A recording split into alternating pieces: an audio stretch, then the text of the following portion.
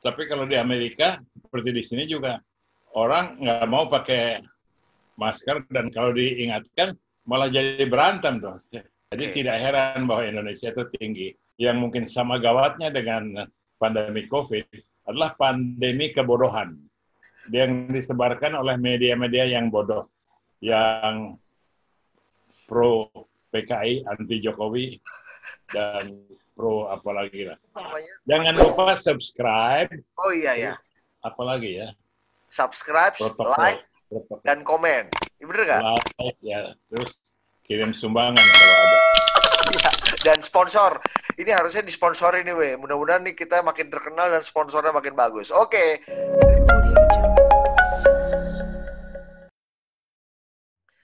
Halo, selamat pagi, selamat siang, selamat sore, selamat malam para penonton setiap Perspektif Wimar. Sudah ada Wimar Witular di samping saya. Halo, weh, apa kabar? Halo, baik. Ini minggu terakhir bulan Juli. Kita juga menghadapi Lebaran Idul Adha. Perspektif Wimar minggu ini gimana, weh? Untuk menyapa para penonton kita nih mingguan akhir bulan Juli. Tabahlah, seminggu lagi vaksin COVID akan keluar. Wih. Dari Rusia. Ini serius atau bercanda, weh? Serius. Ada di Detikcom, cari aja deh. Oh gitu. Ada di CNN, ada di Detikcom. Iya, Rusia akan mengeluarkan vaksin. Jadi semua juga kaget. Tahu Sputnik nggak? Nggak tahu ya Sputnik? Tahu dong. Oke. Sputnik kan bikin kaget Amerika karena Amerika lagi sibuk-sibuk mau meluncurkan satelit pertama. Tahu-tahu Rusia meluncurkan Sputnik kan. Iya. Tahun 57. Sedangkan Amerika belum siap. Makanya Amerika buru-buru menyusul dengan ngirim orang ke bulan. Sekarang kembali ketinggalan. Tapi ya tentu belum lengkap itunya apa? Human trial-nya, human testing-nya. Sekarang untuk sementara di testing oleh prajurit tentara Rusia. Tapi tanggal 10 pokoknya ada lah. Jadi intinya adalah Rusia bekerja dalam senyap ya, Wei ya, dan tiba-tiba mengagetkan dunia. Tapi Wei dulu pernah bilang katanya bahkan vaksin, bahkan akhir corona itu tidak bisa ngawur lah kalau orang bisa memprediksi itu. Gimana komentarnya? Ya ini seminggu lagi bukan ngawur dong. Sama aja kita mau siaran jam 10 katanya Didit datang, tahu-tahu nggak datang, ya itu Diditnya aja yang ngawur ya. Sebetulnya perencanaan itu beda dengan prediksi. Oke. Weh, kalau komentarnya ini masih mengenai COVID nih, Weh. Kalau komentarnya mengenai peristiwa ini, Weh. Nah, ini yang lagi headline minggu ini di mana-mana karena kasus positif COVID-19 di Indonesia sudah tembus 100.000. Ini beberapa hari lalu sudah lebih dari 100.000, Weh. Dan epicentrumnya katanya di sekarang klaster-klaster baru muncul dari perkantoran. Komentar Wewe gimana? Ya, terutama perkantoran Detikcom, perkantoran CNN gitu, itu di situ semuanya adalah klaster-klaster. Ya. Juga ini Pacific Place gitu. Ya, itu adalah kenyataan yang kita hadapi dan sebenarnya gampang, bukan gampang sih. Orang itu kalau mau pakai masker di mana-mana dan jangan bepergian kalau nggak perlu dan selalu cuci tangan, itu akan hilang ini COVID. Itu terjadi di Thailand, di Vietnam, di Islandia, di banyak negara Eropa Barat. Protokolnya dijalankan. Tapi kalau di Amerika, seperti di sini juga, orang nggak mau pakai masker dan kalau diingatkan malah jadi berantem tuh. Saya lihat kan di YouTube beberapa kejadian di mana orang tuh merasa tersinggung karena disuruh pakai masker. Jadi tidak heran bahwa Indonesia itu tinggi. Tapi jaga dulu relativitasnya. Indonesia itu tinggi, tapi sama sekali tidak setinggi Amerika. Jadi itu mungkin karena angka testingnya juga semakin meningkat gitu ya dari waktu ke waktu sehingga banyak juga orang yang kemudian apa namanya terpantau positif. Nah kalau ini kan kebijakan pemerintah kan menjadi salah satu apa ya faktor untuk bisa membuat pemicu ataupun bisa pencegah corona itu muncul. Nah kalau ini gimana Menteri Perhubungan pastikan tidak ada larangan mudik Idul Adha. Kalau kita ingat Lebaran kemarin, pemerintah dengan tegas melarang mudik gitu. Nah, sekarang pemerintah membolehkan masyarakat mudik di Idul Adha sekarang, meskipun tadi Itu kita di harus berita pertama, ditanya. nah, Pers termasuk Didit, wartawan, harus tanya kenapa Menhub tidak melarang gitu. Karena saya juga nggak tahu kenapa nggak dilarang. Nah, kalau menurut komentar terkait dengan kebijakan Menhub ini gimana Salah dong. Orang pergi ke bengkel aja nggak boleh sering-sering. Jalan-jalan kalau nggak perlu jangan. Ya saya nggak bilang Idul Adha itu tidak perlu. Tapi protokol ingat. Jadi lupa. Protokol kesehatan. Cuci tangan, pakai masker, dan distancing. Iya. Jangan distancing ya. Distancing. Distancing. Oke, jadi itu kebijakan itu apa namanya seberapa punya dampak bahaya kalau memang misalnya dampak positif dan negatifnya menurut apa Kan ada yang juga bilang ini tadi bilang ini bisa meningkatkan angka positif corona, tapi juga banyak yang berharap bahwa ekonomi di daerah bisa bergeliat lagi gitu setelah masa pandemi dengan protokol-protokol kesehatan tertentu. Komentarnya. Ekonomi daerah tidak akan dihidupkan oleh orang pulang kampung. Orangnya nggak punya duit. Positifnya ada di luar bidang nyawa orang. Apa positifnya apa? Orang bisa ketemu saudara, bisa peluk-pelukan. Nah, tambah lagi peluk-pelukannya, makin menjalar lagi. Tapi tidak ada kalau mau sembuh dari bahaya COVID, jaga protokol inti itu. Jaga jarak, cuci tangan, dan satu lagi jaga jarak, cuci tangan, pakai masker. Ya. Nah, itu dia. Jadi boleh mudik tapi asal jaga protokol itu atau tidak boleh mudik sama sekali kali ya? Supaya kita betul-betul bagaimana mau mudik tapi jaga jarak. Orangnya jalan macet 20 cm dari orang ke orang. Terus bagaimana dia mau pakai masker? Banyak orang diingatkan pakai masker aja sampai mau ribut, mau berantem tuh sama ini. Nah, ada lagi katanya sempat beberapa waktu lalu Kementerian Pertanian menciptakan kalung antivirus. Masih ingat nggak kalung antivirus yang sekarang ternyata setelah diprotes diprotes dan direvisi sekarang sama kementerian. Ini yang sebelah kiri tadinya antivirus corona dari Eucalyptus. Eucalyptus itu ini ya, kayu putih ya. Eucalyptus mah mohon Eucalyptus. Nah, terus diganti sekarang kalung eucalyptus aromaterapi. Ya, komentarnya gimana Ini katanya itu disediakan di tukang pijit. Tanya aja sama HM tuh teman saya yang rajin ke tukang pijit. Oh, Mansur tuh tukang pijit tuh ya, Mansur ya. HM tuh nggak ada yang tahu HM. Ya supaya nggak diketahui dong, nggak enak. Oh, kayak penjahat aja harus pakai inisial. Iya, karena kan bukan tuduhan resmi. Iya. Nah, itu gimana tuh, Kan dulu ada menciptakan kalung antivirus corona. Setelah diprotes diganti lagi jadi eucalyptus kalung aromaterapi. Itu menunjukkan bahwa pandemi di Indonesia yang mungkin sama gawatnya dengan pandemi COVID adalah pandemi kebodohan yang disebarkan oleh media-media yang bodoh, yang pro PKI, anti Jokowi, dan pro apalagi lah. Iya. Oh gitu. Jadi salah media lagi ya kalau menurut ya. Kasihan banget media. Salah yang mau jual itu kalung itu. Salah media kenapa mau ikut menyebarkan berita bodoh itu. Oke. Ini berita selanjutnya, Pak Wimar. Kita akan bergeser yang menjadi topik hangat juga minggu ini. Mengenai ini dia nih. Bisa lihat, weh? Nadiem Makarim minta maaf kepada NU, Muhammadiyah, dan PGRI. Nah, permintaan maaf itu terkait polemik program organisasi penggerak POP Kemendikbud. NU, Muhammadiyah, dan PGRI mundur dari POP Kemendikbud karena tak sepakat dengan penetapan kriteria ormas serta memprotes keikutsertaan yayasan perusahaan swasta Tanoto Foundation dan Sampurna Foundation yang dinilai merugikan uang negara.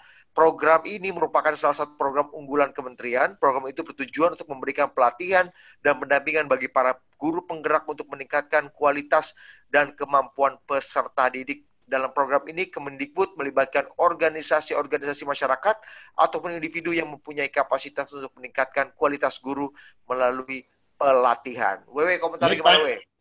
Panjang sekali dan kurang fokus. Jadi yang mana yang dipersalahkan ya? Nah, jadi Nadiem akhirnya minta maaf sama NU, Muhammadiyah, dan PGRI. Yang tadinya Nadiem salah tuh apanya salah?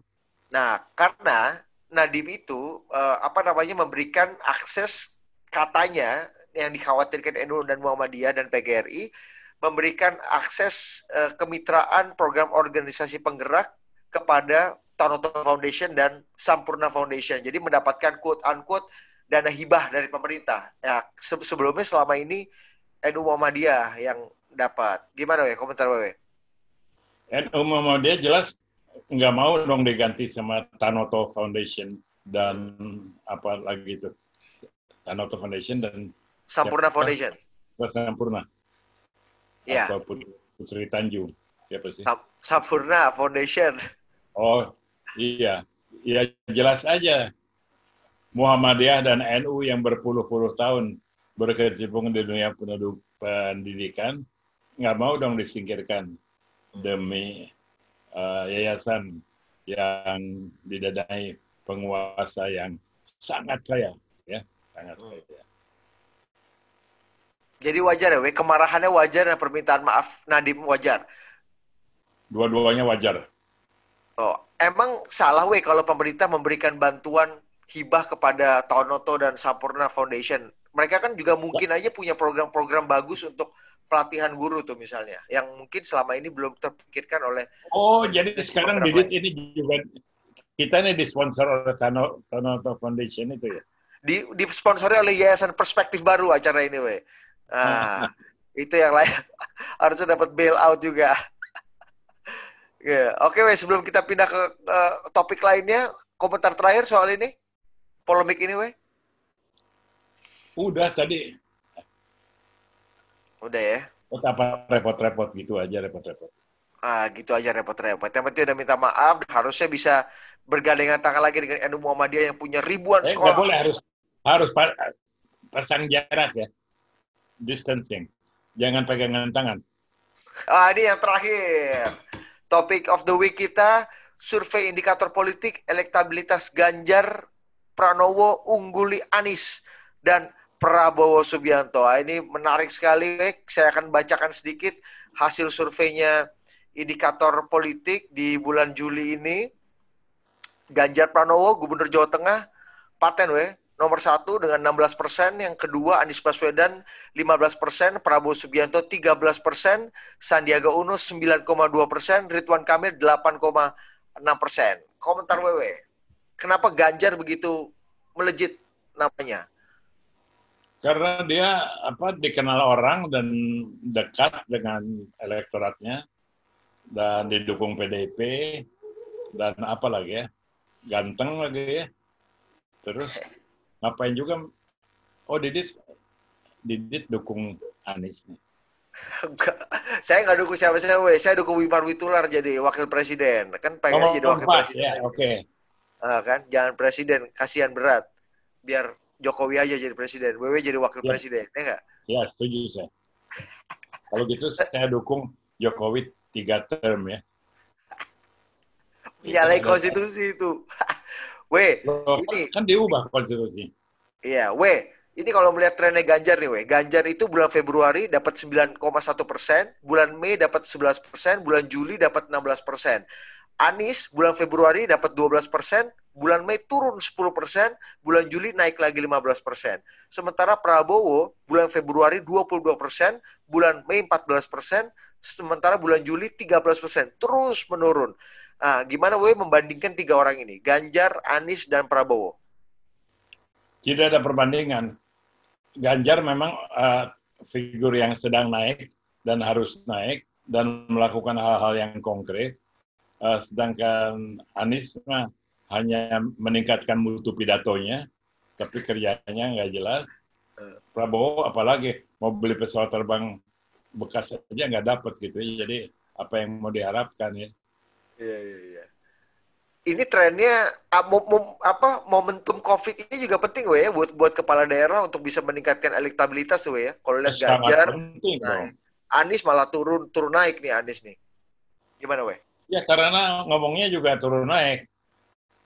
Ngomongnya tidak, kalau menurut pakar komunikasi Dwi Pokuncoro, kurang konsisten itu Anies itu. Oh gitu, kurang konsisten. Itu menurut Dwi Pokuncoro ya. Oke. Trennya Ganjar menurut BW akan seperti Jokowi nggak dulu? Akan terus naik atau apa yang bisa mengganjal Ganjar ke depan? Terlalu dekat dengan PDIP itu berbahaya. Karena rekan saya Sony Dwi Kristana tuh nggak senang PDIP itu. Oh gitu. Justru malah berbahaya. Berbahaya dong. Karena? Siapa sih yang mau deket sama Megawati? Banyak dong yang mau deket. Ya itu yang masuk pandemi kebodohan tadi kali. Astaga.